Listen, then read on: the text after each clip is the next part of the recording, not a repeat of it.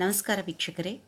ಇವತ್ತಿನ ಒಂದು ಅವಧಿಯಲ್ಲಿ ನಾವು ಫಲಿತಾಂಶ ವಿಶ್ಲೇಷಣೆಯಲ್ಲಿ ಬಳಕೆಯಾಗುವ ತಂತ್ರಜ್ಞಾನದ ಕುರಿತು ತಿಳಿದುಕೊಳ್ಳೋಣ.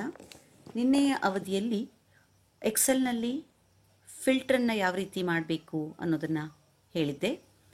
ಅದರ ಮುಂದುವರೆದ ಭಾಗವಾಗಿ ಇವತ್ತು ನಾನು ನಿಮಗೆ ಕಂಡೀಷನಲ್ ಫಾರ್ಮ್ಯಾಟಿಂಗನ್ನು ಹೇಳ್ಕೊಡ್ತಾ ಇದ್ದೀನಿ.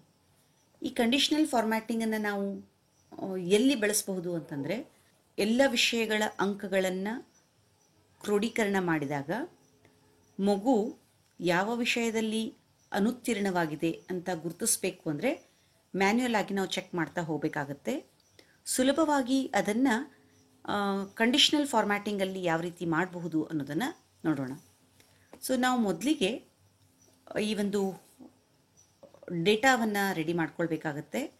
ನಂತರ ಯಾವ ಅಂಕಗಳಲ್ಲಿ ನಾವು ಫಾರ್ಮ್ಯಾಟಿಂಗನ್ನು ಮಾಡಬೇಕಾಗಿದೆಯೋ ಅದನ್ನು ಸೆಲೆಕ್ಟ್ ಮಾಡಬೇಕಾಗಿದೆ. ಸೊ ನಾನಿಲ್ಲಿ ಏನು ಮಾಡ್ತಾ ಇದ್ದೀನಿ ಅಂದರೆ 6 ವಿಷಯಗಳನ್ನು ನಾನು ಸೆಲೆಕ್ಟ್ ಮಾಡ್ತಾ ಇದ್ದೀನಿ. ನೀವಿಲ್ಲಿ ಗಮನಿಸ್ಬೋದು ನೋಡಿ, Kannada, English, Hindi, maths, science, social ಸೈನ್ಸ್ನಲ್ಲಿ ಯಾವ ವಿಷಯದಲ್ಲಿ ಮಗು ಫೇಲ್ ಆಗಿದೆ ಅನ್ನೋದನ್ನು ನಾನು ಗುರುತಿಸಬೇಕಾಗಿದೆ. ಸೊ ಅದಕ್ಕಾಗಿ ನಾನು ಆ ಎಲ್ಲ ಡಾಟಾವನ್ನು ಸೆಲೆಕ್ಟ್ ಮಾಡಿ ಕಂಡೀಷನಲ್ ಫಾರ್ಮ್ಯಾಟಿಂಗ್ನಲ್ಲಿ ಹೈಲೈಟ್ ಸೆಲ್ ರೂಲ್ಸ್ ಇದನ್ನು ಚೂಸ್ ಮಾಡಬೇಕು. ಹೈಲೈಟ್ ಸೆಲ್ ರೂಲ್ಸ್ನಲ್ಲಿ ನಾನು ನೀವು ಯಾವುದನ್ನಾದರೂ ತೆಗೆದುಕೊಳ್ಬೋದು. Greater than, less than, between, equal to. So ನಾನು ಲೆಸ್ ದ್ಯಾನ್ ಚೂಸ್ ಮಾಡ್ತಾ ಇದ್ದೀನಿ. ಲೆಸ್ ದ್ಯಾನ್ ಅಂದಾಗ ಇಲ್ಲಿ ಯಾವ ಅಂಕಗಳಿಗಿಂತ ನನಗೆ ಕಡಿಮೆ ಬೇಕು ಅಂತ ಕೇಳ್ತಾ ಇದೆ. ಸೊ 35ಕ್ಕಿಂತ ಕಡಿಮೆ ಬಂದರೆ ಮಗು ಆ ವಿಷಯದಲ್ಲಿ ಅನುತ್ತೀರ್ಣವಾಗುತ್ತೆ. ಹೀಗಾಗಿ ನಾನು ಅಲ್ಲಿ 35 ಅಂತ ಟೈಪ್ ಮಾಡ್ತಾ ಇದ್ದೀನಿ. ನೋಡಿ, format cells that are less than 35 ಅಂತ ಹೇಳಿದಾಗೆ. ನಂತರ ಇದು ಆ ಬ್ಲಾಕು ಈ ಥರ ಹೈಲೈಟ್ ಆಗುತ್ತೆ. ಯಾವ ಕಲರಲ್ಲಿ ಬೇಕೋ ನೀವು ಅದನ್ನು ಚೂಸ್ ಮಾಡ್ಬೋದು. Light red with dark text ಅಥವಾ yellow with dark yellow text, ಈ ಥರ ನಿಮ್ಗೆ 3-4 ಆಪ್ಷನ್ಸ್ ಇದೆ. ನಿಮ್ಗೆ ಯಾವ್ದು ಬೇಕೋ ಅದನ್ನು ನೀವು ಚೂಸ್ ಮಾಡ್ಬೋದು. ನೋಡಿ, ನಾನು light red with dark red text ಅಂದರೆ ಈ ರೀತಿ ಕಾಣಿಸುತ್ತೆ. ಅದನ್ನೇ ನಾನು green with dark green text ಅಂತಂದರೆ ಈ ರೀತಿ ಕಾಣಿಸುತ್ತೆ. ಇಲ್ಲ ನೀವೇ ಬೇಕಂದರೆ ಅದನ್ನು ಫಾರ್ಮ್ಯಾಟ್ ಕೂಡ ಮಾಡ್ಬೋದು. ಇದರಲ್ಲಿ ಕಸ್ಟಮ್ ಫಾರ್ಮ್ಯಾಟ್ ಅಂತ ಹೋಗಿ ನಿಮ್ಗೆ ಯಾವ್ದು ಬೇಕೋ ಅದನ್ನು ಇಲ್ಲಿ ಚೂಸ್ ಮಾಡ್ಕೊಳ್ಬೋದು. ನೋಡಿ, ಇಲ್ಲಿ ಕಲರ್ ಕೂಡ ಇದೆ. ನಿಮಗೆ ಯಾವ ಕಲರ್ ಬೇಕೋ ಆ ಕಲರನ್ನು ಆಯ್ಕೆ ಮಾಡ್ಕೊಳ್ಳಿ. ಫಾಂಟ್ ಸ್ಟೈಲನ್ನು ಆಯ್ಕೆ ಮಾಡಿ ಫಾಂಟ್ ಸೈಜನ್ನು ಕೂಡ ನೀವು ಆಯ್ಕೆ ಮಾಡಬಹುದು. ನಂತರ ಫಾಂಟನ್ನು ಯಾವ ಸ್ಟೈಲಲ್ಲಿ ಬೇಕೋ ಅದನ್ನು ಕೂಡ ನೀವು ಇಲ್ಲಿ ಆಯ್ಕೆ ಮಾಡಿಕೊಂಡು ಓಕೆ ಅಂತ ಕೊಡಬಹುದು. ಸೊ ಓಕೆ ಅಂತ ನಾನು ಇಲ್ಲಿ ಕೊಟ್ಟಾಗ ನೋಡಿ, ಇಲ್ಲಿ ಅದನ್ನು ನೀವು ಇಲ್ಲಿ ಗಮನಿಸ್ಬೋದು. ಆ ಫಾಂಟ್ ಯಾವ ವಿಷಯದಲ್ಲಿ ಮಗು 35ಕ್ಕಿಂತ ಕಡಿಮೆ ಅಂಕವನ್ನು ಪಡೆದಿದೆಯೋ ಅಲ್ಲಿ ಮಾತ್ರ ನೀವು ರೆಡ್ ಆಗಿರೋದನ್ನು ಕಾಣ್ತೀರಾ. ಇದು ಕಸ್ಟಮ್ ಫಾರ್ಮ್ಯಾಟ್.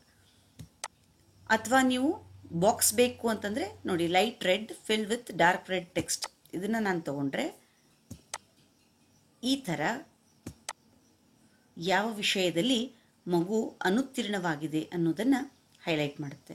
ಇದರಿಂದ ಕ್ಷಣ ಮಾತ್ರದಲ್ಲಿ ಯಾವ ವಿಷಯದಲ್ಲಿ ಮಗು ಅನುತ್ತೀರ್ಣ ಹೊಂದಿದೆ ಅನ್ನೋದನ್ನು ನಾವು ಮಾಡಬಹುದು. ಸೊ ನಿಮಗೆ ಬೇಕಿದ್ರೆ ಒಂದೇ ಕಾಲಮಲ್ಲೂ ಕೂಡ ಇದನ್ನು ಮಾಡ್ಬೋದು, ಅಥವಾ ಎಂಟೈರ್ ರಿಸಲ್ಟ್ ಶೀಟಿಗೂ ಕೂಡ ನೀವು ಈ ಕಂಡೀಷನಲ್ ಫಾರ್ಮ್ಯಾಟಿಂಗನ್ನು ಅಪ್ಲೈ ಮಾಡ್ಬೋದು. ಮೊದಲಿಗೆ ನಾವು ಅಪ್ಲೈ ಮಾಡಬೇಕಾಗಿರುವ ಫಾರ್ಮ್ಯಾಟಿಂಗನ್ನು ಯಾವ ಭಾಗದಲ್ಲಿ ಅಪ್ಲೈ ಮಾಡಬೇಕಾಗಿದೆ ಅನ್ನೋದನ್ನು ನಾವು ಸೆಲೆಕ್ಟ್ ಮಾಡಬೇಕಾಗುತ್ತೆ.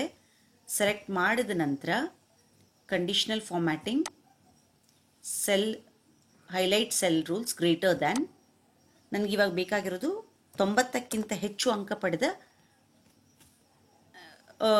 ವಿಷಯಗಳು. ಸೊ ಇಲ್ಲಿ ಇದನ್ನು ನಾನು ಯೆಲ್ಲೋ ಕಲರಲ್ಲಿ ಫಿಲ್ ಮಾಡ್ತಾ ಇದ್ದೀನಿ. ಯೆಲ್ಲೋ, ಓಕೆ, ಆಚೆ ಕ್ಲಿಕ್ ಮಾಡ್ತಾ ಇದ್ದೀನಿ. ನೋಡಿ, ಇಲ್ಲಿ ಈ ಮಗು 3 ವಿಷಯದಲ್ಲಿ 90ಕ್ಕಿಂತ ಹೆಚ್ಚು ಅಂಕಗಳನ್ನು ಪಡೆದಿದೆ. ರೆಡ್ಡಲ್ಲಿರೋದು ಫೇಲ್ ಆಗಿರುವಂಥ ವಿಷಯಗಳು, ಯೆಲ್ಲೋ ಅಲ್ಲಿರೋದು 90ಕ್ಕಿಂತ ಹೆಚ್ಚು ಅಂಕ ಪಡೆದಂತಹ ವಿಷಯಗಳು. ಈ ರೀತಿಯಾದಾಗ ನಮ್ಮ ವಿಶ್ಲೇಷಣೆ ಏನಾಗುತ್ತೆ, ತುಂಬ ಸರಳವಾಗುತ್ತೆ. ಹಾಗೆಯೇ ಇಲ್ಲಿ ಬಿಟ್ವೀನ್, ಸೊ 35ರಿಂದ 90 ಫಸ್ಟ್ ಕ್ಲಾಸ್ ಸೆಕೆಂಡ್ ಕ್ಲಾಸ್ ನೀವು ನೋಡಬೇಕು ಅಂದರೆ ಅದನ್ನು ನೀವು ಮಾಡ್ಬೋದು. Equal to then text that contains, ಇದು ನಾವು ಇಲ್ಲಿ ಏನಾದರೂ ಟೆಕ್ಸ್ಟನ್ನು ಪಾಸು ಫೇಲು ಡಿಸ್ಟಿಂಕ್ಷನ್ ಅಂತ ಮಾಡಿದಾಗ ಅದನ್ನು ಅಪ್ಲೈ ಮಾಡ್ಬೋದು. ನೋಡಿ ಇವಾಗ ನಾನು ಇದನ್ನು ಪರ್ಸಂಟೇಜನ್ನು ಸೆಲೆಕ್ಟ್ ಮಾಡ್ತಾ ಇದ್ದೀನಿ. ಪರ್ಸಂಟೇಜನ್ನು ಸೆಲೆಕ್ಟ್ ಮಾಡಿ ಫಾರ್ಮ್ಯಾಟ್, ಅದರಲ್ಲಿ ಹೈಲೈಟ್ ಸೆಲ್ಸ್ ಬಿಟ್ವೀನ್, ನನಗೆ ಬೇಕಾಗಿರೋದು 80ರಿಂದ 90 ಅಂಕಗಳನ್ನು ಪಡೆದಿರುವಂತಹ ವಿದ್ಯಾರ್ಥಿ. ಸೊ 80 to 90 ಅಂತ ಹೇಳ್ತೀನಿ. 80 to 90% ಬಂದಿರುವಂತಹ ವಿದ್ಯಾರ್ಥಿಗಳ ಸಂಖ್ಯೆ ನನಗೆ ಬೇಕಾಗಿದೆ. ಇದನ್ನು ನಾನು ಇವಾಗ ಗ್ರೀನ್ ತಗೊಳ್ತಾ ಇದ್ದೀನಿ. Green, okay. ಸೊ ನೋಡಿ, ಅದನ್ನು ನೀವಿಲ್ಲಿ ಗಮನಿಸ್ಬೋದು. ಸೊ ಈ ರೀತಿ ನಮ್ಮ ರಿಸಲ್ಟ್ ಅನಾಲಿಸಿಸನ್ನು ಕಂಡೀಷನಲ್ ಫಾರ್ಮ್ಯಾಟಿಂಗಿಂದ ಸುಲಭಗೊಳಿಸ್ಬೋದು. ಮುಂದಿನ ಭಾಗದಲ್ಲಿ ಮತ್ತಷ್ಟು ತಿಳಿಯೋಣ. ಧನ್ಯವಾದಗಳು.